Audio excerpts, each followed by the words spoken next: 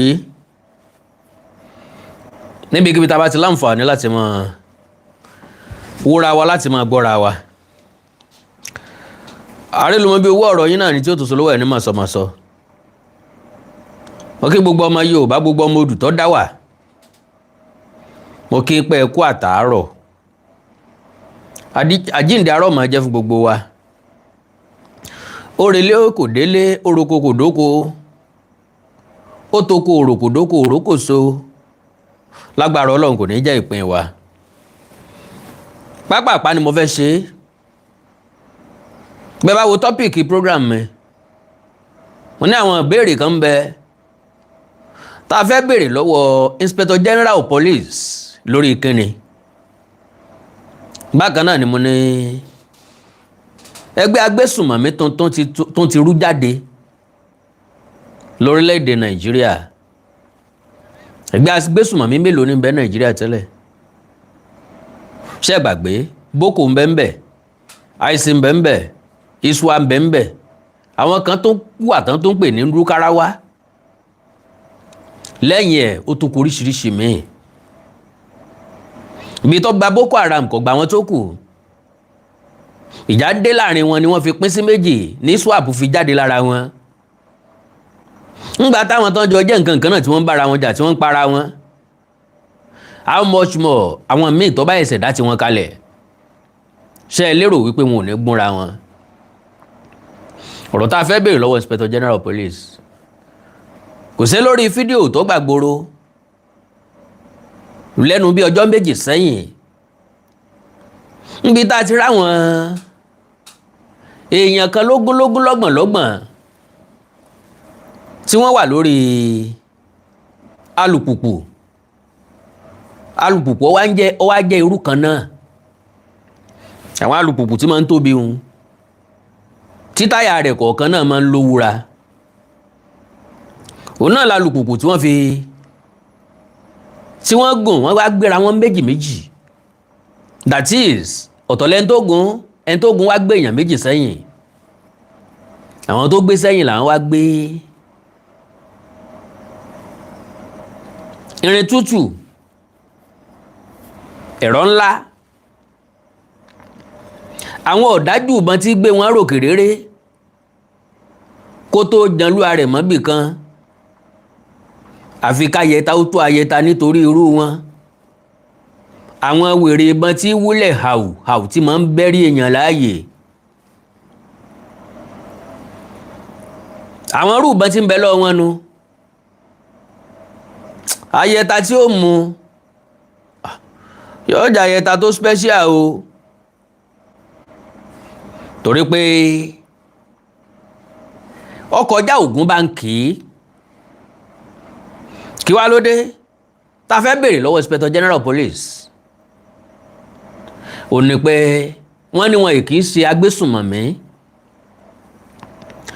pẹ́gbẹ́ fìjìláńtẹ́ tìjọba fọwọ́ sí ni àwa náà wá wò pólì òní jàgbà kọ́ mọ̀ sí lójú fèrè bá a sọ dẹ amẹ́sẹ̀ kọ̀ lọ ntọ́ bá jọ ńlá fi wé ohun èpo ẹ̀pà lọ́jọ́ pósẹ̀ lérí a wò ó fín dáadáa ǹjẹ́ àwọn fìjìláńtì wọn a máa wọ camouflage irú ìbọn tán gbé dání kì í ṣèbọn pòpò tí fìjìláńtì máa ń gbé lọ́wọ́ ilé ìrìn lọ́jà jẹ́ ká mú àwọn ìbéèrè kan wá tá a fẹ́ béèrè lọ́wọ́ IGP Disu orúwa lójú a fẹ́ kí ọ̀gá pólíìsì ó dá wa lóhùn gbogbo nǹkan ni wọ́n ti ń dìbọ́ǹkì àgbé kí wọ́n má dìbọ́ǹkì èyí náà ṣùgbọ́n ojú láì nírú ẹnu láì níyọ̀ ńlọrọ̀ tí ń bẹ ńlẹ̀ yìí o like I said àwọn ò sọ wípé kí wọ́n má dìbọ́ǹkì ẹ̀ sẹ́ kí wọ́n dìbọ́ǹkì ẹ̀ ṣùgbọ́n kí wọ́n dáhùn àwọn ìbéèrè wa n tó gbé mi wá lálẹ́ nìyẹn pàápàá jùlọ láti wá sọ fún yín nípa ẹgbẹ́ agbésùnmọ̀mí míì tó tún rú jáde eléyìí tó bẹ̀rẹ̀ sí ní jáde lánàá òde yìí èmi àtẹ̀yìn ò rí bí mọ̀ wípé ìran káàrọ̀ òjìrè láti múra dáadáa à ń láti sán ṣòkòtò wa kó le àtìrò wa ń láti mẹ́sẹ̀ kó le àtìrò mẹ́sẹ̀ ó le ẹ mú kàlẹ́ tó kẹ́ ẹ mú tọmọ ẹ mú ta ìkú tí ṣe baálẹ̀ lọ́rọ̀ àkàndá ọ̀rọ̀ Awikonko pẹ̀lú ògo Ọlọ́run n ò ní gbà kókó yín ẹ rí i pé lẹ́nu ọjọ́ mẹ́ta yìí béńbé ni mò ń ṣe ó túmọ̀ sí pé mo wà considerate and I know the value of your time. Your time is very, very special to me because my own time too is very, very, very, very special. Ṣùgbọ́n bẹ́ẹ̀ ṣe ń wọlé òun kó lè bá àyá wa mò ń bẹ̀rẹ̀ ẹ bá ń pín program yẹn ẹ dákun ọmọ yín ní ń bẹ̀ yín mi ò tó yín rán níṣẹ́ o ẹ bá ń pín program yẹn. So a sọ̀rọ̀ nípa ẹgbẹ́ agbésùmọ̀mí mẹ́ta tó rú jáde lókè ọya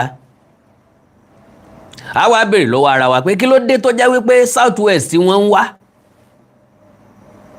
wọ́n mọ àwọn kan lẹ́nu ọjọ́ mẹ́ta yìí lẹ́nu lọ́lọ́ yìí àwọn eléyìí làwọn wá láti Chad mi ò rò pé ẹ rí àwọn yẹn àwọn kan láwọn wá láti Mali mi ò rò pé rí ọ̀dà mọ̀ ń bọ̀ ní èdè ẹ̀kọ́ àmì tí bà mí ẹ̀kọ́ àmójúbà mi ẹ bá sáré pín program yẹn just 1 minute within 1 minute mò ń wo seconds yẹn bó ṣe gbéra o mò ń wo ibi tó ti gbéra ìṣẹ́jú kan ẹ kàn fi ilẹ̀ láti ran àbúrò yín lọ́wọ́ láti ran ọmọ yín lọ́wọ́ láti ran ọ̀rẹ́ yín lọ́wọ́ láti ran olólùfẹ́ yín lọ́wọ́ láti ran àyànfẹ́ yín lọ́wọ́ ìfẹ́ mi lẹni tẹ́ fi wá ẹ bá mi pín program yẹn 1 minute náà ni tó bá ti dórí 1 minute ń tẹ̀síwájú padà. So àsìkò oorun àsúnnára ó ti lọ fúnran Yorùbá àsìkò ìtanijí ìtanilólobó la wà yìí àsìkò propaganda kọ́ o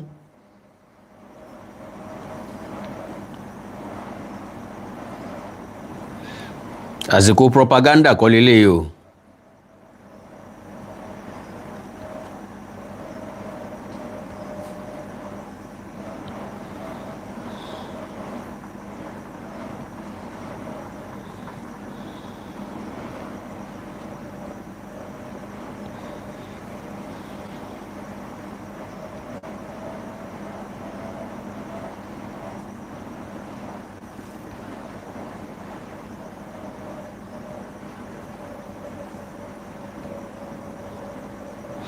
wọ́n bá ní ká ṣe propaganda mọ́ ogun tó ṣe wa mọ́ tó yí wa ká kò ní propaganda nù ogun tó mean business ni o.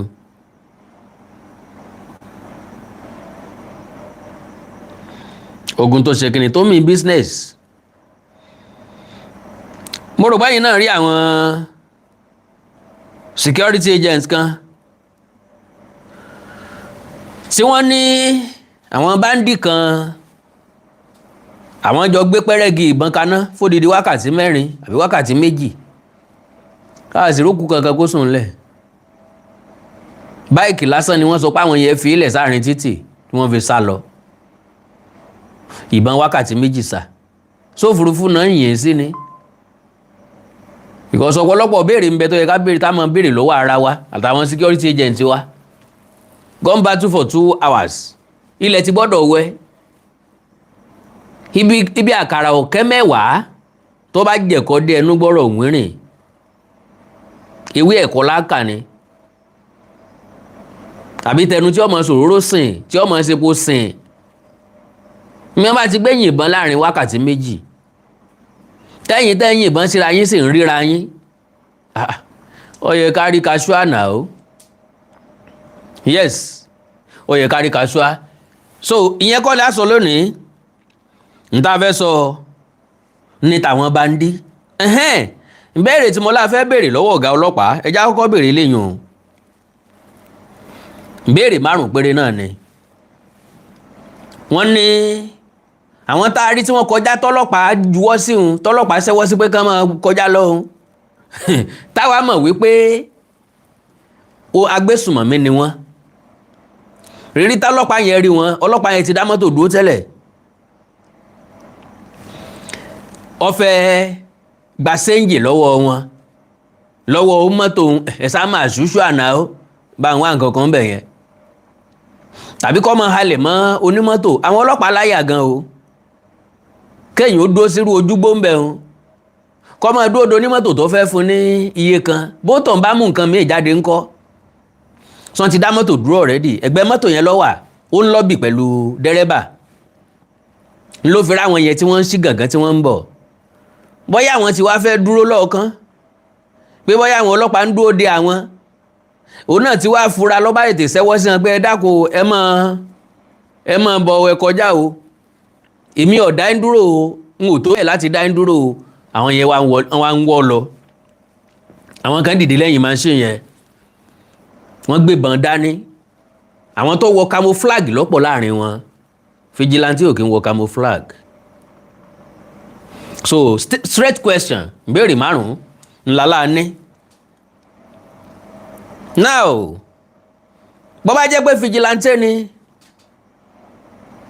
kí ló dé tán múra bí sọ́jà àwọn kan wọ kaki green láàrin wọn wọ́n wẹ̀wù méèlé lórí bandit ẹ̀ ni wọ́n kò sẹ́ni tó lè jiyàn ẹ̀ bandi ni wọ́n kò sẹ́ni tó lè jiyàn ẹ̀ àwọn kan dé fìlà camouflage àwọn kan wẹ̀wù camouflage wọ́n wọ ṣòkòtò míì sísàlẹ̀ vigilante kọ́ ló mọ́ múra bẹ́ẹ̀ vigilante ní yúnífọ́ọ̀mù tiwọn tó ráìmù tí vigilante bá múra bẹ́ẹ̀ yẹn bó la ṣe fẹ́ identify wọn láàrin vigilante àti bandi tá ni wọ́n ń wá lọ iléeṣẹ́ ọlọ́pàá dẹ̀ ní iléeṣẹ́ ọlọ́pàá parọ́ ju nǹkan míì lọ àtẹ̀jáde tán fi ìtàlélẹ̀ yìí NPF clarifies false banditry narrative in viral Katsina video reaffirm partnership with community security volunteers. Nǹkan pè wọ́n ní community security volunteers. Àwọn tán yọ̀ dára wọn láti jọ iṣẹ́ pọ̀ pẹ̀lú iléeṣẹ́ ọlọ́pàá iléeṣẹ́ ológun àwọn security agents tó jẹ́ tìjọba láti rẹ́yìn ìdúnkòokò mọ́ni ìfẹ̀mí ẹni ṣòfò ìjínigbé tó gbòde kan. Kíní yẹn ti pọ̀jù ní Nàìjíríà o wọ́n ti wọlé sí wa lára ká tó ẹ̀sẹ̀ máa ń rúnra o. Now gbogbo eléyìí tíjọba ń ṣe yìí tí wọn ò fààyè gbà wọn security outfit míì láti kún a lọ́wọ́ ní Southwest. Ọ̀dà pápápá the Nigeria Police Force categorically disclaims the false and misleading narrative accompanying a viral video circulating on social media which alleges that a uniformed police officer was seen interacting with armed bandits in Katsina State. For the avoidance of doubt, the individuals featured in the video are not bandits. They are duly recognized members of the Vigilante Group of Nigeria (VGN) and registered hunters who are actively supporting ongoing security operations in collaboration with security agencies in Musawa and Matazu local government area of Katsina State. Èmi wá ń sọ fún iléeṣẹ́ ọlọ́pàá categorically wípé irọ́ ni wọ́n pa. Wípé irọ́ ni kíni irọ́ ni wọ́n pa. Pa wo fídíò yẹn dáadáa fínífíní. A sì lè fìdí ẹ̀ múlẹ̀ wípé àwọn tẹ́rọ̀ ni wọ́n kọjá. Nínú mọ́tò yẹn àwọn méjì wà ń bẹ̀ àwọn tó rìkọ́ọ̀dù fídíò yẹn gangan. Àwọn méjì wà ń bẹ̀. Ìkànnì wọn sọ̀rọ̀ wípé ó nìyẹn o àwọn tẹ́rọ̀ ni wọ́n ń lọ iná gbébọn dání tí wọ́n ń lọ fírílì yìí o nkéjì ẹ̀ wá ń sọ pé kí lọ́kàn pé kọ́ panu mọ́ Haúsá làwọn náà ń sọ pé ta ni kí ló dé tó ń sọ̀rọ̀ kí lọ́kàn tó fi ń sọ̀rọ̀ tètè panu mọ́ kàn mọ́ bá gbọ́ wọ́n dọ́gbọ́n ṣe fídíò náà ni. So now iléeṣẹ́ ọlọ́pàá tí wọ́n sọ fún wa pé kò rí bẹ́ẹ̀ àwọn sọ fún wa pé ó rí bẹ́ẹ̀. Àkọ́kọ́ béèrè mi mo béèrè lẹ́ẹ̀kan bó bá jẹ́ pé fìjìláńtẹ́ ni wọ́n kí ló dé tán múra bíi sọ́jà kí ló dé tán múra bíi boko ìbọn tí wọ́n gbé lọ́wọ́ kìí ṣe mọ́ pòpò tí fìjìláńtẹ́ ń gbé káàkiri mọ̀nsín gan-an ìbọn ẹ lọ padà wo fídíò yẹn dáadáa kò sẹ́ni tó máa sọ fún mi máa sọ pé gọ́ọ̀mẹ̀ntì ń parọ́ ń bi eléyìí iléeṣẹ́ ọlọ́pàá ń parọ́ ń bi eléyìí kò sí debunk. Okay, how is a vigilante group allowed to wear military style uniforms that closely resemble those of the Nigerian army? Àwọn tó wọ kakí láàrin wọn pọ̀ bẹ́ẹ̀ làwọn kan wọ camouflage èmi ìrí mo ní fídíò ẹ̀ lọ́wọ́ wọn ò sọ fún mi wọn ò ròyìn rẹ̀ fún mi mo wò dáadáa. Tó bá jẹ́ àwọn fìjìláńtẹ́ ta lọ́ra rú mọ́sìn nìkan náà fún wọn ta ló gbádùrú ìbọn ńláńlá yẹn kò sẹ́ni tó gbé pòpò dá nínú wọn pòpò là máa ń pè ní bárẹ̀lì ìbọn tá a máa ń ṣẹ́ báyìí tá a ẹ̀sẹ̀ kọta méjì sí tó bá jẹ́ dọ́gbù bárẹ̀ tó bá jẹ́ yọkan a ẹ̀sẹ̀ ṣẹ́ a ẹ̀sẹ̀ fi kíní sí díẹ̀ a dé padà ká tó yìn pò a tún ṣẹ́ a tún fi sí pò ńkọ́ làwọn ilé ìgbé dání o ilé tí máa ń yìn léraléra lọ́pọ̀lọ́ wọn o. Ìbéèrè kejì okay, why are members of a vigilante group carrying what appear to be heavy machine guns and other sophisticated firearms? Bó bá jẹ́ pé vigilante ni wọ́n ojú láì nírò ẹnu láì níyọ̀ yóò wù mí kí gbogbo wọn lọ wo fídíò yẹn tá a bá ti wò àwa tá a bá ti wò tá a fẹ́ gbà pẹ̀lú ọlọ́pàá ká tún lọ tún wò padà. Èmi Àkàndá ọ̀rọ̀ Awikonko sọ categorically pé terror ni wọ́n ṣe vigilante. Tó bá jẹ́ pé vigilante ni a jẹ́ pé rúbọ̀n tán kó dání lọ ẹ̀ka kó fáwọn àmọ̀tẹ́kùn náà ní south west. Tó bá jẹ́ pé vigilante ló ní sophisticated nǹkan ìjà bẹ́ẹ̀ yẹn lọ́wọ́ o then ìjọba tó gbà wọ́n láàyè láti gbé wọ́n láti gbà fámọ̀tẹ́kùn náà kì í ṣe kámọ̀tẹ́kùn ọmọ gbé pòpò dání. Number 3, why are some of the individuals masked and not wearing clearly identifiable uniforms as is common with recognized vigilante groups across Nigeria? Ṣẹ́yìn náà wò rẹ́ bẹ́ẹ̀ pé wọ́n lo mask gidi ni o. Ẹ lọ wo fídíò tí mo ṣe lénìí ẹ máa rí fídíò yẹn ń bẹ̀ ẹ máa rí mask wọn ń bẹ̀ ẹ máa rí picture yẹn clearly. Ẹ lọ wo fídíò tí mo ṣe lénìí lọ́sàn-án yìí mo lo fídíò yẹn ń bẹ̀ complete. Mo lọ àwọn picture yẹn ń bẹ̀ ẹ lọ wò ẹ máa mọ̀ wípé terror ni wọ́n complete. Ó wá jẹ́ ìyàlẹ́nu pé gbogbo nǹkan nílé iṣẹ́ ọlọ́pàá fẹ́ deny gbogbo nǹkan nílé iṣẹ́ ọlọ́pàá fẹ́ debunk. Àwọn ìbéèrè tá à ń béèrè ẹ̀ lọ́wọ́ Inspector General Police Ọ̀gá Disu Shansa. Number 4, why were the individuals in the video allegedly creating a disturbance on public roads while displaying firearms? Àwọn fìjìláńtì ò kí ń kó bọn lọ yẹyẹyẹ bẹ́ẹ̀ yẹn kéèyàn nàró lẹ́yìn ọ̀kadà kó gbé ìbọn tó gùn gidi ni ìbọn ńláńlá náà gbé dání o. Débi pé ń tó bá pàdé wọn lọ́nà tí ó bá parẹ́ sójú títì gan jìnnìjìnnì ó mu kò sẹ́ni tó lè pàdé wọn bá ń ṣe wọ́ ọ lọ yẹn tí ò ní bẹ̀rù táyà rẹ̀ ò ní já tí ò ní fọkàn sí pé wọ́n ó fi nǹkan ṣeun. Sáwọn gan lè pàdé èèyàn bá ń ṣe ń lọ yẹn kán mọ́ fìbínú yìn wọ́n bàn táwọn iye èèyàn tán ti pa lójú ọ̀nà bá ṣe ń bọ̀ táwọn èèyàn tí wọ́n pa lọ́jọ́ iwájú níwájú ń bo wọ́n ń lọ ìgbà wo ni wọ́n padà kú òǹbí tí wọ́n ń lọ. Number 5, if these individuals are indeed registered hunters, how are they permitted to possess weapons that are ordinarily not authorized for civilian ownership? Ìbọn tí ń bẹ lọ́wọ́ wọn ní jẹ́ bẹ́ẹ̀ o ó lágbára pọ̀ kò sékò o. Now ìròyìn tó gbé mi wá gangan pé àwọn ikọ̀ afẹ̀míṣòfò míì tún ti dìde eré gbogbo wọn náà sì ní south west àwa lókùtà kẹran lọ wọn báyìí. Ṣé mọ̀ pé tó bá ń gbọ́ gbégbègbè tó dákẹ́ mọ́lé wọ́n fẹ́ gbé sẹ́ẹ̀kùlé wa lélẹ̀ o. Àwọn ará òkè ọya ti ń pariwo gbé fún wọn wọ́n ti wá rí pé bẹ̀yẹn ò wà conducive mọ́ wọ́n wá ń sá wá sọ́dọ̀ wa bá a bá ti dákẹ́ wọ́n ń wò sínra sínú igbó wa bá a bá ti dákẹ́ wọ́n ń wò sínra sínú àdúgbò wa.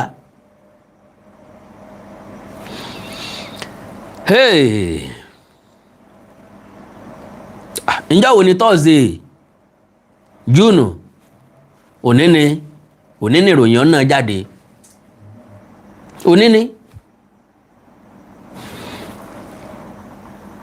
New terror group emerges in the north.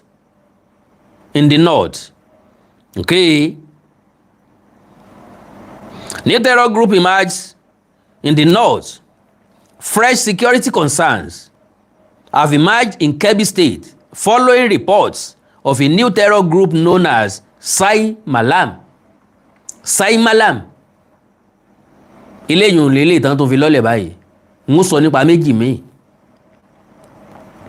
Prompting the state government to call for urgent action to prevent the group from establishing a foothold in the northwest.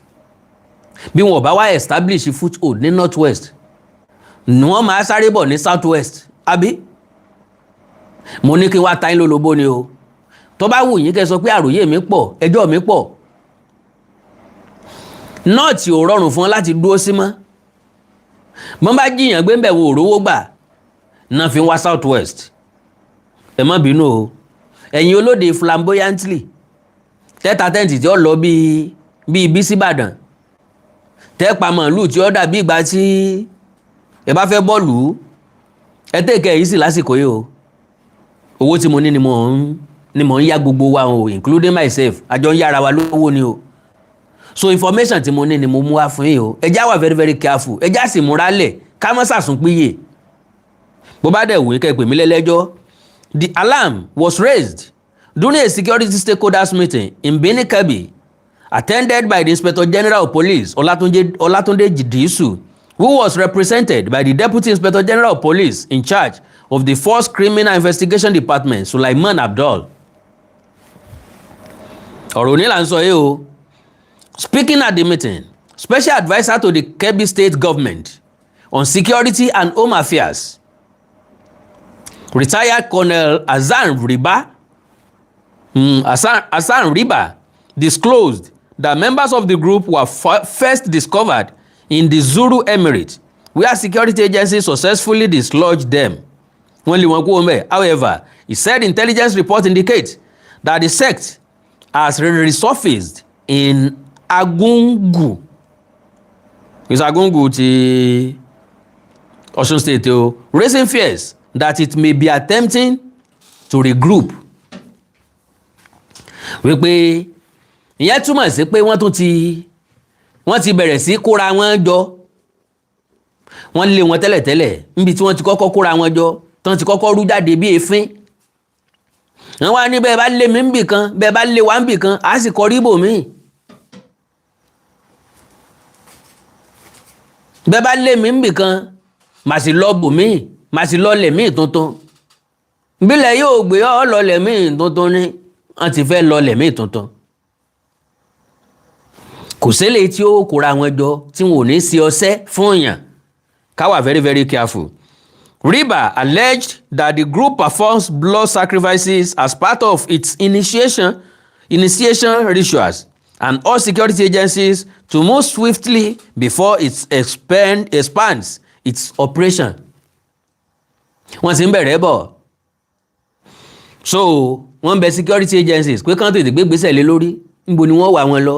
Ọ̀nà mélòó ni wọ́n ti fẹ́ lọ dènà àwọn afẹ̀míṣòfò ajínigbé yìí? Àwọn tí ń bẹ nínú igbó tán kó ní Ìṣẹ̀lẹ̀ Yáwọ́ta, àwọn ọmọ ọlọ́mọ àti rí wọn dọ́là. Àti rí wọn. Ìfọ̀kànbalẹ̀ náà orí ìfọ̀kànbalẹ̀ náà láṣì wà. Ẹni sùúrù wọn máa dé, mo promise yín, I promise yín, a máa gbà wọ́n safely àtàwọn tíṣà wọn. Ìròyìn tá à ń gbọ́ náà nìyẹn. Àwa náà sì ń fọkàn gbàdúrà pé kọ́lọ́hun ojú orí bẹ́ẹ̀. He said, and I quote, "We have one pressing issue now, which is the emergence of another terror group called Sai Malam. Sai Malam, we dislodged them in Zuru when we discovered them but I recently saw them again in Agungu. Orí wọn ń bẹ̀. Èèyàn mélòó ló pè sákìyèsí? Èèyàn mélòó ló kó lọ? Kí ló dé tí ò káwọn security agent lọ bẹ̀ immediately tó rí wọn? Sáwọn yẹn ó dúró síbi tó ti rí wọn padà. Irú àwọn olórí ìwò la ní. Àwọn olórí kórí olórí gbígbẹ bí ẹja sáwá. Ọlọ́run ràn wá lọ́wọ́. They use blood for sacrifices among their members. Irú ẹ̀jẹ̀ wo wọ́n lò? Ṣẹ́jẹ̀ ẹran ni? Àbá ń tọ́ra wọn lábẹ́? Àbá ń fọ̀bẹ búra wọn? Àbí wọ́n ń lá ìjà ara wọn? Irú ẹ̀jẹ̀ wo wọ́n fi ṣe ètùtù? Bó ló ń ṣe dúró tó fi rí wọn tó bẹ́ẹ̀? Ó dúró sẹ́gbẹ̀ẹ́ wọn ni? Ó dúró tì wọn ni? Ọmọ èèyàn ń bẹ ni? Ọ̀kan ló ti ń wò wọn ni? CCTV camera ló fi rí wọn ni? Kí ló yẹ rí wọn? Torí ẹni tó bá lóun rí ẹgbẹ́ kan débi tán ti initiate ara wọn tí wọ́n wá ń fẹ̀ jẹ́ darapọ̀, ó gbọ́dọ̀ jẹ́ ní tó súnmọ́ wọn tàbí tó dúró síbẹ̀ kó tó mọ tí wọ́n ń ṣe ń bẹ̀. Ẹ ń bá wà mẹ́ẹ̀lì kan ò lè rí nǹkan ṣe lọ́ọ̀kan as far as I'm concerned. Immediately yẹn ló ti yẹ kó gbégbésẹ̀. Ọ̀dà o. It is high time the police took note of this sect and deal with it decisively. He stressed that traditional rulers and community leaders must continue to work closely with security agencies by providing timely intelligence, noting that the state government has continued to support security operatives through the provision of logistics and operational equipment. According to him, additional mobile police personnel have also been deployed to Danko, Wasagu local government area to strengthen security and prevent further infiltration by armed group. Ọlọ́run ràn wọ́n lọ́wọ́. Governor Nasir Idris, represented by the permanent secretary in the government house, Kabiru Adamu, reaffirmed the state commitment to improving security through sustained support for law enforcement agencies. He disclosed that the government has supplied operational vehicles, motorcycles, and other equipment to security agencies to improve their effectiveness. Responding to the development, Inspector General of Police directed the Kebbi State Command to immediately profile the emerging group before it gains strength. Disu also ordered the command to strengthen security operations across waterways and riverine communities, warning that criminal groups increasingly exploit such routes to transport weapons and personnel. Is that not a reality? Ojú omi ni wọ́n ń kó nǹkan ìjà olóró wọn gbà. Ńgbà tá a ti wá mọ̀ bẹ́ẹ̀. Kí ló dé tí iléeṣẹ́ ológun ò káwọn èèyàn kan sí tòsí ojú omi o? Tọ́jà bí wọ́n ṣe ń fẹ́ kó gba ojú omi. Láàmú fìbọn dá wọn padà sójú omi. Tómi ó sì mọ rù wọ́n lọ. Ṣé dandan ni ká jẹ́ kí wọ́n wá kó nǹkan kókó dókè? Ká tó sọ bá mọ́ agbé pẹ́rẹ́gì iná ka gbẹ́rẹ́gì bọ́nkaná fún wákàtí 2 wákàtí 4 láàtàrẹ̀ jẹ́ ìtàromira kò sí wàhálà o. After 2 hours ìbọn kan lè wá rí gbà tó ń wà nílẹ̀ẹ́lẹ̀. Ọlọ́run ràn yín lọ́wọ́. Bóyá sí làwọn ẹni ẹlẹ́ni dúró tán sinmi tẹ́ dédé yọ sí wọn lójijì tán sá lọ. Ọlọ́run ràn yín lọ́wọ́ ẹ̀yin ọlọ́pàá o. He instructed the police to intensify intelligence-led operations, expand the ongoing handshake patrols beyond land borders with Sokoto and Zamfara states to include river entry points, and maintain close operational coordination with neighboring commands to deny criminal safe havens across state boundaries. Ọlọ́pàá mélòó la wá ní tí ó ṣiṣẹ́ yẹn? Sọ́jà mélòó la ní tí ó ṣiṣẹ́ yẹn? Àwọn mélòó ló wà nínú Igbó Ọ̀yọ́? Àwọn mélòó ló concentrate lé Igbó Ọ̀yọ́? Ibi táwọn ìkọlù tó ti ń wáyé, àwọn mélòó ní bẹ́ẹ̀ àwọn mélòó la gbé síbi, àwọn mélòó ní ṣiṣẹ́ bẹ̀, àwọn mélòó la tún fẹ́ kó sétí odò. Ọlọ́run ràn wá lọ́wọ́. The IGP also urged officers to embrace intelligence-driven and technology-based policing while appealing to traditional rulers, community leaders, and residents to support security agencies with credible information capable of preventing attacks before they occur. The security meeting brought together traditional rulers, district heads, union leaders, and heads of security agencies as authorities reviewed strategies to confront emerging threats across Kebbi State. What to know? The emergence of Sai Malam groups comes at a time when Nigeria's northwest is already grappling with persistent insecurity driven by banditry, kidnappings, farmer-elder clashes, and the growing activities of armed criminal network Kebbi, once considered relatively more stable than neighboring Sokoto, Zamfara, and Katsina State, has in recent months witnessed deadly farmer-herder clashes, kidnapping, and increasing attempts by criminal groups to establish new operational bases. Security agencies have repeatedly warned that as military offensive intensify in traditional bandit strongholds, armed groups are dispersing into neighboring states. Mo wí bẹ́ẹ̀ lẹ́ẹ̀kan o, bọ́n ṣe ń lé wọn kó láwọn ìpínlẹ̀ kan ni wọ́n ń lọ sáwọn ìpínlẹ̀ míì. Making early intelligence gathering and rapid intervention critical to preventing another entrenched insurgent network from taking root. Sáwọn èèyàn wá take root báyìí. Adẹ̀nfinà ṣeré ńlẹ̀ káàró òjìrè. Adẹ̀nfinà ṣeré Nàìjíríà. Tinubu is working. Our governors are working. Security agents are working. Adìẹ ńlá agun àríyẹ rẹ̀. Ìyẹ́ ọ̀jà rí ogun tí ń là. Gbogbo wọn náà dẹ̀ náà ń ṣiṣẹ́ àbí. Ọjọ́ òwá níṣẹ́ wọn ó tó yọ oṣù mélòó. Àwọn orílẹ̀-èdè tó kù kì í já tiwọn báyìí. Wọn kì í pẹ́ wọn báyìí. Ẹ̀yin náà já ti bí wò ó. Pásítọ̀ Gàfúrúláì kọ́ lọ́wọ́ ṣàforíjì o. Káláwọn tó jẹ́ àwọn akẹ́kọ̀ọ́ gbé láòrò ìṣẹ́ ẹ̀lẹ́hun tó bá jẹ́ pé wọ́n lọ́kàn mí ńkọ́ sọ yẹ káwọn ọmọ kéékèèké ọpẹ́ lọ́dọ̀ ajínigbé tó táìmù tán wà yìí. Ẹjá bára wa sòótọ́ ọ̀rọ̀, ẹjá fojú inú wà tójú òde. Òye ti yẹ̀yìn àgbààgbà, òye ti yẹ̀yìn ọ̀jọ̀gbọ́n pé káláwọn yẹn ká ní wọ́n mì nìkan míì. More than 30 days táwọn ọmọ yẹn ti wà lọ́dọ̀ àwọn ajínigbé. Ṣé wọn ó pè mọ́? Ṣé wọn wà lálàáfíà? Sáàrì wọn gbà padà. Sáàrì gbogbo wọn gbà padà. Kọ́lọ́mọ́ fèrò burúkú sáwọn eléyìn ń ná. Now, like I said, ẹgbẹ́ mi náà tún dìde. Now, BBC lóru eléyìí níròyìn. BBC. New Nigeria jihadist group emerges. Ọ̀tọ̀ lílé ọ̀tọ̀ làwọn Sai Malam yẹn o. Self-defense group have been formed to help fight militant groups. Nigeria's authorities have officially declared the Lakurawa armed group, which flogs people for listening to music, a terrorist organization, and banned it across the country.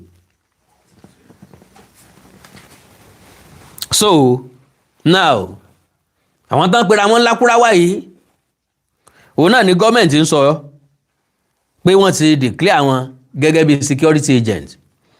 Lakurawa is a new militant group which carries out attacks targeting local communities in northwestern Nigeria and across the border with Niger. Nigerian officials say Lakurawa is affiliated with jihadist faction in Mali and Niger. Can you imagine? And its militants have for years settled in the communities along the Nigeria and Niger border, marrying local women and recruiting youths. Ibi táwọn Buhari báyé ara wọn jẹ́ láìkí sàwádé nù. Wọ́n romance wọn torí wọ́n jẹ́ pé àwọn yẹn ní audacity láti máa fẹ́ àwọn èèyàn wọ́n ń bímọ fún wọn. Láti bẹ̀ wọ́n ti ń recruit àwọn ọmọ kéékèèké tí wọ́n ń darapọ̀ mọ́ wọn. Because tẹ bá wà àwọn tán ń pè lájínigbé, tẹ bá àwọn tán ń pè tán ń dà lórí ọjọ́ orí wọn ò fi gbogbo ara dàgbà pọ̀ o. Ṣùgbọ́n àwọn tá a rí lórí ọ̀kadà yìí, majority wọn ló dàgbà. Majority wọn ló ṣe kíni, majority wọn ló dàgbà. Problem táwọn Buhari tí wọ́n kó wa sí ńlá àti ìbọn ń bẹ̀ yìí o. For that good 80 years, wọ́n ṣí bọ́dà Niger sílẹ̀, wọ́n ṣí bọ́dà Chad sílẹ̀. Àwọn ọmọ Niger tí ṣẹ̀ńṣẹ́ wọ́n wọlé síbí sítòsí wọn, wọ́n rí àwọn family wọn ń bẹ̀. Chad wọ́n wọlé síbẹ̀, wọ́n rí àwọn mọ̀lẹ́bí wọn ń bẹ̀, wọ́n ń fẹ́ mọ, wọ́n ń yọ̀tọ̀ mí papọ̀, wọ́n ń dàpọ̀ mọ́ wa ń bí. Torí àwọn olóṣèlú wa wà desperate láti lọ mọ kó yàn wá láti Chad. Ń pé ẹ̀ntán kó wá láti Chad kó wá register fún voters card ní Nàìjíríà kan lè dìbò. ẹ̀ ń tọ́ rẹ́gísítà fún voters card ní Nàìjíríà tẹ́ ẹ fún ládùúgbò tí ì ṣe tiẹ̀ Nàìjíríà tẹ́ ẹ sọdọ̀ ọmọ Nàìjíríà lójijì tẹ́ ẹ dẹ̀ nílé tó fẹ́ mọ gbé Nàìjíríà yóò wà lé síbòmíì ló fi jẹ́ pé south west níbi tó tutù tí wọ́n fẹ́ bá sí Ọlọ́run ràn wá lọ́wọ́ o. And its militants have for years settled in communities along the Nigeria-Niger border, marrying local women and recruiting youth. This adds to Nigeria's security concerns. Ògúndá kan kò ì tán, ó tún lo Ògúndá méjì. Àti ìrí ti Boko Haram yanjú, àti ìrí ti ISWAP yanjú, àti ìrí ti àwọn elder farmer, àti ìrí yanjú. Àwọn kan tún láwọn Lakurawa. Bí abáyé ara wa dé. Now, concern, and it's already fighting against several armed groups, from Islamic militant Boko Haram to kidnapping gangs. Oríṣiríṣi wọn Nàìjíríà ni wọ́n fi ṣe lé lónìí torí pé Nàìjíríà ló gbolẹ̀ tó gbọ̀lẹ̀.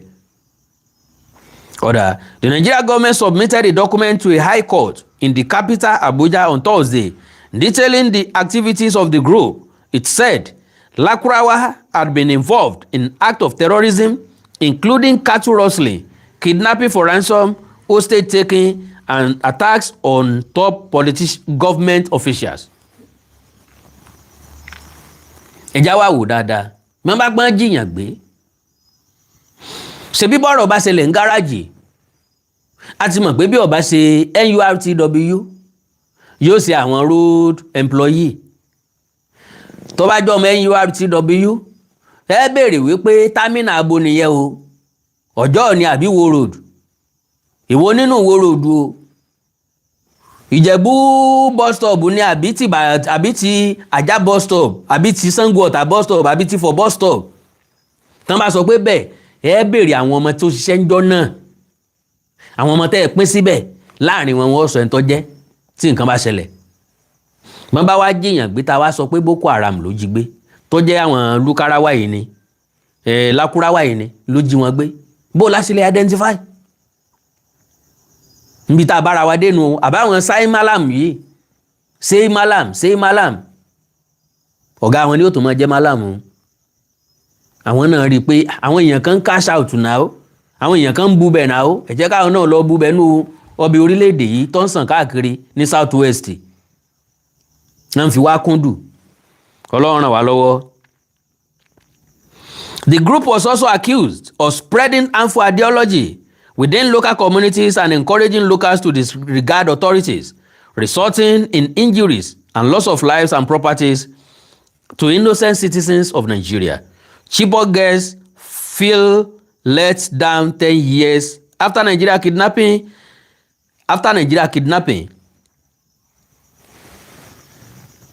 Ó ti gbọ́dún mẹ́wàá tán ti kọ́ àwọn ọmọ Chibok girls.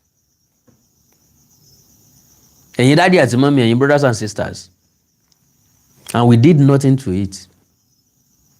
Ọlọ́bẹ̀ tó bá gbọ́ sọ pé ó ti lọ. Bọ́ ọmọ yẹn bẹ́ẹ̀ bá ra àwọn ọmọ yẹn kó wálé nìsín jẹ́ wọn mọ́ lé mọ́. Ǹjẹ́ máa dáhùn òbí wọn mọ̀? Sáwọn òbí wọn gan dá wọn mọ̀. After 10 years gbogbo wọn ti dàbí amọ̀ lágbára Ọlọ́run. Wọ́n ti tà wọ́n kan to journey of no return. Wọ́n lè padà wá mọ́ rárá. Ọlọ́mọdé dédé pàdánù ọmọ bẹ́ẹ̀ torí lapses ìjọba, torí àìkúnjú òsùn àwọn tán dìbò fún, torí àwọn tó ní selfish interest. Because mi mọ̀ bẹ́ẹ̀ yóò ṣe ní kúnjú òsùn wọn tí ọkàn wa jẹ gọ́fúnà wa, mọ̀ bẹ́ẹ̀ yóò ṣe ní wà competent tí ọ̀ràn jùmọ̀pọ̀ ààrẹ pòun sáfẹ́ jẹ president lásán torí orúkọ.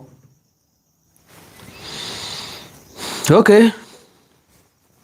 Nigerian mass abductions. What lies behind the resurgence? A father's grief after daughter dying in accidental drone strike. The group emerged few years ago in some villages in Sokoto and Kebbi states, and people had notified authorities of its existence, but nothing was done. Náà wọ́n sọ fọ́lọ́pàá yìí. Odidi oṣù kan lónìí ọlọ́pàá lè mọ́ ràn yẹn lọ. Ntí wọ́n sọ nípa ilé táwọn tí ẹ̀ ń kojú gan àwọn ò tí ì bá débì kan kí wọ́n sì ní sùúrù. Ó dìgbà táwọn yẹn bá sọsẹ́ kan tó ràn yẹn lọ, kan tó lọ ṣe condolence visit. Inspector General of Police fúnra láre ọ lọ bẹ́ẹ̀. yóò rí bá wọn kẹ́dùn bẹ́ẹ̀. Ààrẹ Bọ́lá Ahmed Tinubu rán yàn lọ bóńgàn ò bá lè lọ. It was a sudden kìnní kan. It was a sudden incident. Àwọn grammar oríṣiríṣi kẹnu wa. We are very good in that. But ká take proactive action irọ́. Ó dìgbà tí nǹkan bá bọ́ orí. Ọjọ́ àjò nìkan làwárí ìkànnà ń tiwa. Ó dìgbà tí nǹkan bá bọ́ sórí tán. Ká tó gbé ìgbésẹ̀. Ọlọ́run ràn wá lọ́wọ́. At first, Lakurawa members promised to tackle banditry and help project local people from cattle thieves. Àwọn yẹn tàn wọ́n ni. Wọ́n láwọn ń kóra àwọn jọ láti wá gbèjà ìjọba kí wọ́n bá wọn kojú àwọn tí ń jiyàn gbé àtàwọn cattle rustler. Wọ́n rú wọn lágbára tán. Wọ́n rà pé gọ́ọ̀mẹ̀ntì ló ra nǹkan ìjà fún wọn náà wá kọjú sí gọ́ọ̀mẹ̀ntì ọ̀hún gangan. Gbọ́ dáadáa. At first, Lakurawa members promised to tackle banditry and help protect local people from cattle thieves. They said, and I quote, but things escalated when they started asking to check people's phones and would flog those that have music in them before deleting them, one Sokoto resident told BBC. Àwọn tó pera wọn ní security outfit tán láwọn fẹ́ help government. Wọ́n ń ṣiṣẹ́ tó kọjá òye ọlọ́pàá because inspector general police sọ fáwọn ọlọ́pàá kán má yẹ fóònù yahoo gan wò mọ́, kán má yẹ fóònù wa wò lérò náà. Àwọn ẹgbẹ́ tán kàn déédéé kóra wọn jọ, àwọn náà ti wá ń yẹ fóònù wò. Wọ́n bá ti rí tó olórin ń bẹ̀, wọ́n sọ pé kó delete ẹ̀. Okay, in the court papers, Nigeria's Attorney General and Minister of Justice, Lateef Fagbemi, said the group's activities pose a serious threat to national security. Last year, military spokesperson Major General Edward Buba said the emergence of Lakurawa was directly linked to political instability in neighboring Mali and Niger. Bọ́nbá wá ní political instability ní Mali àti Niger tó lógun gbàjọba ń bẹ̀. Dọ̀sí mi pé Nàìjíríà nílé wọn tó yẹ kí wọ́n wá bí bá ṣe pa gbàgbàkúgbà, tí bá ṣe pa àmọ́ nǹkan tá à ń ṣe, tí bá ṣe pa fẹ́ wàhálà fúnra wa. Iṣẹ́ àtòsí ti ń borílẹ̀-èdè yìí múlẹ̀ bí ẹ̀gbẹ́ sùn tẹ́lẹ̀ already, especially in the north. Ibẹ̀ náà nìjínigbé tó ti wá pọ̀ yìí ó tó increase iṣẹ́ àtòsí. Àwọn tí wọ́n wá rò pa wọn gbọ́n bẹ̀, àwọn wá l'alternative dàn kí wọ́n máa bọ̀ ní south west. Nbí nǹkan ti gbé rọ̀sọ̀mù, nbí táàkì ti ń béèrè lọ́wọ́ èèyàn bíbi tó ti wá tí life èèyàn kan wá. Tá a ti believe pé okun ọfà òkú tí ì ṣe tẹni ọjọ́ tọ̀fọ̀. Ńgbà tán bá ti délé wa tán ò délé mi tí wọn ò sùn lé mi tí wọn ò sọ pé àwọn fẹ́ sùn lé mi. So anybody tó bá wọlé ó láǹfààní àti wọlé. Wọ́n ti dé sí wa lọ́rùn báyìí o. Wọ́n sì ń dé sí wa lọ́rùn, wọ́n sì tún padà máa dé sí wa lọ́rùn. Can we contain them? That is my own question. Ìbéèrè tí mò ń béèrè kì í ṣàyìn nìkan mò ń béèrè lọ́wọ́ yín o, mò ń béèrè lọ́wọ́ ara mi náà torí kò yé mi gangan náà. South West lọ́kàn wọn wà, ibẹ̀ náà wọ́n dẹ̀ ń trooping wa every blessed day. Kíbẹ̀ ti rí fídíò àwọn tí mo sọ yẹn tí wọ́n sọ pé Mali làwọn ti wá, Chad, Mali táwọn security agents mú nìsín. Hey, so the military has seized power in both countries. Partly because of the pressure on an Islamist insurgency. In a swift decision, Justice James Omotosho declared the groups a terrorist organization and extended the ban to similar groups across Nigeria, with a specific focus on the northwest and north central regions. This move will give Nigeria government sweeping powers to take strong actions against the group. Security agencies now have broad mandates to disrupt and dismantle the group's operations, including arrest, prosecution, asset freezes, and increased surveillance. It could also lead to public stigma and isolation for individuals associated with the designated group across the country, especially in northern Nigeria. People fear another scenario similar to when Boko Haram emerged in late 2000s. Boko Haram means Western education is forbidden and it has repeatedly targeted secular schools as part of its attempts to establish its version of Islamic rule in the region. So, the group gained notoriety internationally when it kidnapped more than 200 school girls from the northern eastern town of Chibok in 2014. Ọlọ́run ràn wá lọ́wọ́. Pápápá, another terror group. Wulo ni wọ́n ń pa àwọn eléyìí. Lakurawa ní tàwọn ẹ̀kan. Wulo léléyìí. Nigerians' new terror threat in the nation that never learns in a new development that has thrown communities into panic. Reports have confirmed the emergence of a new terrorist group known as Wulo. Bóyá Wulo ni àbí Wulo in Nigerian northern central region. Òkè Ọya náà ní gbogbo ẹ̀. Ọ̀dà o. At the time when the country is still grappling with worsening security challenges, members of the group are reported to have begun asserting their presence in Kwara, Kogi, and Nasarawa states. Ṣé ti gbọ́ báyìí? Bandi ni wọ́n o, ṣùgbọ́n wọ́n lóko tí wọ́n. Àwọn Boko kọ́ ló wà nínú gbogbo Niger o. Wọ́n ní segment tí wọ́n. Kálukú ní segment ẹ̀. Kì í ṣe same segment ló wà káàkiri ilẹ̀ káàró òjìire. Different segment ni. Region táwọn kan bá ti dì mú, àwọn míì ò ní gbabẹ̀ lọ mọ́. Àwọn míì ó gba region míì lọ. Tọ́rájà ò ní rorò kó sójúlé méjì. Àwọn tó bá fèsì state kan, wọ́n dúró sí state yẹn. Wọ́n mọ̀ jẹ mùlá wọn ń bẹ̀. Kẹ́lì máa tó dé bá wa ní gbogbo ẹjọ́ tí mò ń rò yìí o. Ńlọ́sọmí daláriwo, ńlọ́sọmí dẹlẹ́jọ́ o. The Nasarawa state, where they are alleged to be building trust with communities as well as negotiating some easy way to capture more areas. Ńlẹ̀ wa tá a ti ní gọ́ọ̀mẹ̀ntì o, tá a ní gọ́fúnà o. Though there is no strong evidence that indicates the group holds strong controls. God bless you, Abba Father. Tẹ́ ẹ ra sticker fún mi, ẹ ní mò sí ẹ ní mọ̀ yẹ ẹ ní mọ̀ bànújẹ́. I appreciate you, sir. God bless you. Ṣé ẹ gbọ́rọ̀ o? Though there is no strong evidence that indicates the group holds strong control of geographical locations. Wọ́n ní láti hold strong hold ní geographical location kankan. Káwọn kan máa da apá ọ̀tún rú, káwọn kan máa da apá àlàáfíà rú, ká tún wájú káwọn kan wà ńbẹ̀ kan máa dabẹ̀ rú, ká tún wẹ̀yìn káwọn kan wà ńbẹ̀ kan máa dabẹ̀ rú. Ńbo lẹ fẹ́ ká ságbà? Ńbo ìjọba fẹ́ ká sá lọ? Ọdún mélòó la fẹ́ fi jagun eléyìí tí ń bẹ ńlẹ̀ yìí? Ìjínigbé tí ń lọ lọ́tún àtòsí. Ọdún mélòó la fi jà á? Sáàbọ̀ ńbẹ̀. Ọdún wo láàbọ̀ ńbẹ̀? Ká tó bọ́ ńbẹ̀ kí ni yóò ṣẹlẹ̀?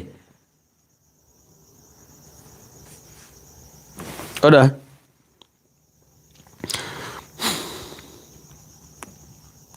However, some locals from Barutin local government, one of the local governments that faces threat from terror groups in Kwara State, confirmed the emergence of a new group believed to be Wulo in their communities.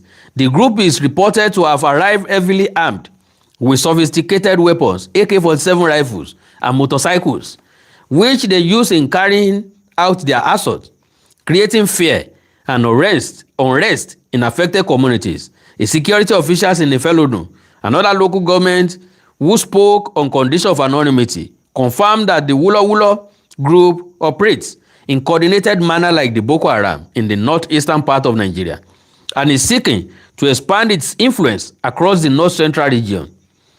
Ṣé mọ̀ pé Kwara State náà north central region ni. So the known fact is that 9 local government out of 16 in Kwara are substantially under the bandit control. Wọ́n ti gba ìjọba ìbílẹ̀ 9 out of 16. Ìjọba ìbílẹ̀ 9 táwọn ń control. Ó ju 7 tó kù fún gómìnà ìpínlẹ̀ Kwara lọ. Ẹ̀rí bí tá a bá yí ara wa dé.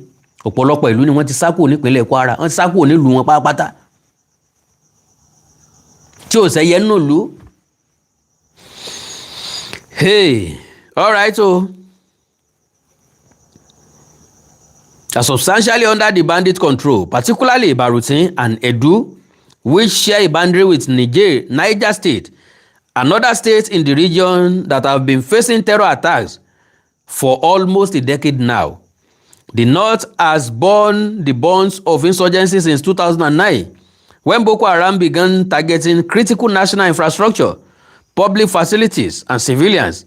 Over the years, the group has slain thousands and displaced millions. The insurgency originated in Borno State as a radical religious movement under Muhammad Yusuf and later sprinted under successive leadership into violent jihadist factions. Today, it remains one of the most destabilizing forces in sub-Saharan Africa, including Niger, Chad, and Cameroon, as military operations betray battered Boko Haram stronghold in northeast. Another threat grew in the northwest, banditry. Armed criminal networks evolved, raiding villages, abducting villagers, and attacking schools.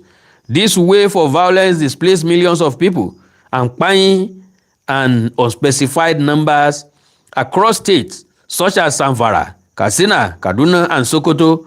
Meanwhile, in Lake Chad region, the Islamic State West African province, ISWAP, emerged and gained control of territories, especially islands and riverine routes, imposing taxes and extending its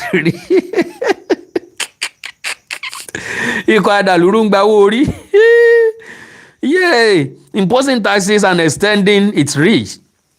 In recent years, another group known as Lakurawa surfaced in Kebbi State, with operations extending into areas of Sokoto. Lakurawa initiated raids and violence in localities, signaling how jihadists or military groups can rebrand, expand, relocate, and exploit new geographies when pressure intensifies elsewhere. Now you heard me right. Àwọn ikọ̀ afẹ̀míṣòfò wọ́n lè kúrò níbi tí wọ́n wà lọ síbòmíì tí wàhálà bá ti ń pọ̀ ju níbi tí wọ́n wà tẹ́lẹ̀tẹ́lẹ̀. Wọ́n ń wọlé sílẹ̀ káàárọ̀ òjíire láì mú ìyàwó àtọmọ ju báàgì wọn tán pọ̀n sẹ́yìn tó sì jẹ́ pé ní tí ọ̀pọ̀ ń bẹ̀ ọta àbọn ni àti ìbọn tí wọ́n fi jà tí kálukú wọn ní tiẹ̀ lọ́wọ́ ni wọ́n fi ń wọlé káàkiri. A dá wọn padà o, a dúró dè wọn o, a múrálẹ̀ dè wọn o, Ọlọ́run yóò ràn wá lọ́wọ́ o. Okay. Rebrand, expand, relocate, and exploit new geographies when pressure intensifies elsewhere. Today, with Wulo steering in the north central, Nigeria appears to be witnessing another shift in its conflict map, a continuation of the same circles of violence and adaptation by organized criminal groups. How can we adapt to that? The Kogi-Kwara-Nasarawa axis is of strategic significance. These states form the connective tissue between the north and the south and host vital transportation routes. If a terror group like Wulo establishes a presence there, it could disrupt trade, agricultural activities, and even threaten access to the state capitals. The rural communities in the belt are already vulnerable with insecurity, poor infrastructure, and poverty, which have limited growth and opportunity for the people. Security analysts have warned that this emerging threat could disrupt farming, trade, and other economic activities, especially for the peasant population in rural areas that rely heavily on agriculture and transportation. Yet, even as this new group emerges, deeper problems persist as a result of weak coordination between the military and civilians. Unmonitored borders, mo sọ bẹ́ẹ̀ ń dùn ní wípé ǹjẹ́ àti ẹ̀ ní bọ́dà gan-an mọ́lá ní bọ́dà entrance ńlá ní entry point ńlá ní níbi táwọn èèyàn ti kúrò lórílẹ̀‐èdè wọ orílẹ̀‐èdè míì tàbí tí wọ́n ti kúrò lórílẹ̀‐èdè kan wọ bíbá ẹ̀ ẹnu olóró tí wọ́n gbà fẹ́ni tó bá fẹ́ kẹ́ ẹ rí òun nìkan la ní majority tí ò fẹ́ kẹ́ ẹ rí òun ọ̀nà pọ̀ rẹpẹtẹ ọ̀nà pọ̀ lẹ́rùn tí wọ́n lè gbà wọlé kì í ṣe láti wọ Nàìjíríà nìkan o láti kúrò ní state kan bọ́ sínú state kan. Ńbo ni bọ́dà Ọ̀ṣun pẹ̀lú Kwara state? Ńbo ni bọ́dà Ọ̀ṣun pẹ̀lú Ọ̀yọ́ state? Ńbo ni bọ́dà Ọ̀ṣun pẹ̀lú Ondo state? Ńbo ni bọ́dà Ọ̀ṣun pẹ̀lú Èkìtì state? Ńbo ni bọ́dà Ọ̀ṣun pẹ̀lú Ògùn state? abẹ́mọ̀ pé bọ́ọ̀rẹ́ Ọ̀ṣun papọ̀ mọ́ Ògùn state ẹ wọnú Ìkirè ẹ wọ kò yí lọ bẹ́ẹ̀ bá ní gbàbẹ̀ jájẹ̀bú ẹ lọ ọlọ́dẹ Ìfẹ́tẹ̀dó dókè igbó bẹ́ẹ̀ bá ní jòǹdó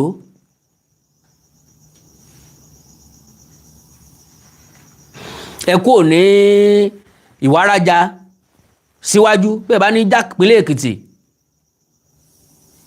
ẹ kú òní ní sà nǹkan tẹ́ ẹ bá ní jápínlẹ̀ Kwara ẹ kú òní wò ó ẹ kú òlásèjì rẹ tẹ́ ẹ bá ní jápínlẹ̀ Ọ̀yọ́ ẹ wo dádúró ìpínlẹ̀ tó yí wa ká ìbò wa làálà téèyàn kan ò fi lè wọlé sípínlẹ̀ Ọ̀yọ́ téèyàn kan ò fi lè wọlé sípínlẹ̀ Ọ̀ṣun téèyàn kan ò fi lè sípínlẹ̀ Ọ̀ṣun wọlé sáwọn ìpínlẹ̀ tí mo dárúkọ ọ̀hún our vulnerable.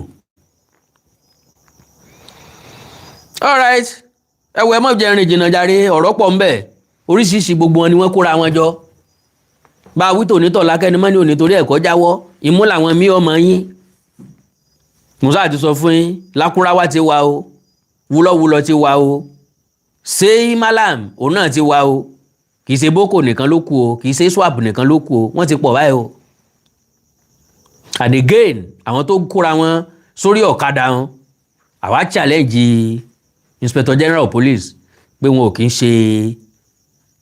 kì í ṣe vigilante àfi tí vigilante bá ti ń wọ camouflage lókù àfi tí vigilante bá ti ń gbébọn ńláńlá lọ́wọ́ lókù tó bá fi wá jẹ́ bẹ́ẹ̀ a jẹ́ pé àwọn vigilante ilẹ̀ káàrọ̀ òjìrè àwọn náà ti lẹ́tọ̀ọ́ láti lórú ìbọn bẹ́ẹ̀ pàápàá jùlọ Àmọ̀tẹ́kùn àwọn náà ti lè lórú ìbọn bẹ́ẹ̀ bí iléeṣẹ́ ọlọ́pàá bá sọ fún wa pé vigilante ni wọ́n kò jù bá náà lọ o àkàndọ̀ ọ̀rọ̀ Awikonko mo ti gbàsíkò yín kò wù mí kí n gbàsíkò yín ṣùgbọ́n òye yé mi pé mọ̀ pé kì í sàsìkò tó ṣòfò bó ṣe mú láyà mi bí ṣe ń ká mi lára ni mo ṣe ń dọ̀rọ̀ lẹ̀ tẹ́ bá dẹ̀ wò dáadáa àwọn ọmọ ọlọ́mọ tán kó láwùrọ̀ ìṣẹ̀lẹ̀ àti ìgbọ́mọkò wọn o àwọn pẹ́rẹ́ǹtì ti dákẹ́ gọ́ọ̀mẹ̀ntì ní kán dákẹ́ wọ́n ti ní kán trust àwọn majority àwọn èèyàn tí ń sọ̀rọ̀ nípa rẹ̀ náà tí wọ́n ti jára sinmi because ọ̀pẹ́ títí ikú arúgbó wa kì í pẹ́ lórí ìṣẹ̀lẹ̀ tó bá ṣẹlẹ̀ alára ló mọ̀ pé ò le ẹni ànánkù mọ̀ mẹ́fà ló mọ̀ pé ibìkan padà dùn òun bẹ̀ àwọn parents náà mọ̀ tó bá wọn àwọn ọmọ ọlọ́mọ tán wà nínú igbó náà mọ̀ tí ń ṣẹlẹ̀ aburú ò ní kàn wá o ìbàjẹ́ ò ní kàn wá o Ọlọ́run yó wà pẹ̀lú wa o àánú Olódùmarè ò ní fi wá sílẹ̀ o ẹ jẹ́ mọ́ fẹ́lẹ́ ìṣe lọ o mo dúpẹ́ o ẹ kú àdúró tì o God bless you wàhálà ilẹ̀ Yorùbá a ń láti múra dáadáa o mi ò láǹfààní àti gbà pé kankan mo ti gba time àwọn èèyàn already so I don't have to receive call.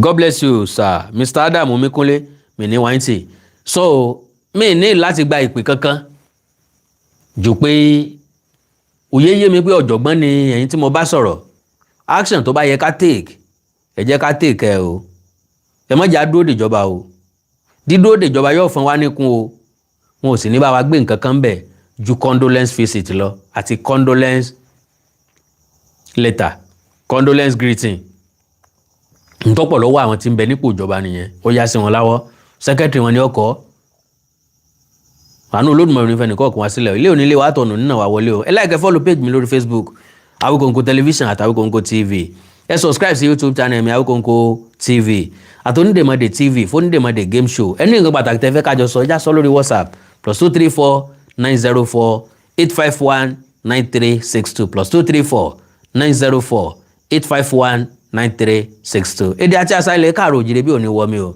orílẹ̀-èdè ilẹ̀ káàrọ̀ òjìrè òní dàrú ìlú ẹnì kọ̀ọ̀kan wa yóò tòrò mẹ́nimẹ́ni àjùwàṣe o ó dàárọ̀ o I love you all orun rẹ̀ lásùn o àní tó jọ ń dojú kú báyìí gàrí o.